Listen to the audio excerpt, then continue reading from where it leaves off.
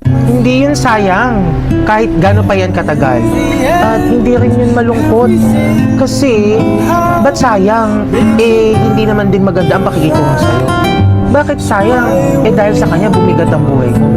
Bakit sayang? Hindi ka naman niya pinili. Hindi ka niya minahal. Pinagpalit ka niya. Binaliwala niya lahat ng magandang ginawa mo. Anong sayang doon?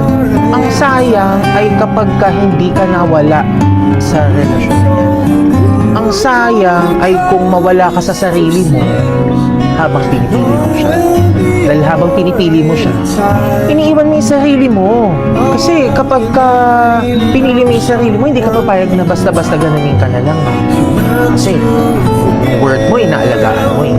And ikaw mo magbibigay na sa sarili mo yung worth mo ha. Hindi siya ang kukumpleto sa'yo. Ikaw sa sarili mo. Kaya sa pagtatapos, tanungin mo yung sarili mo kung etong taong ba to ay nakadagdag sa pagkatao ko o hindi.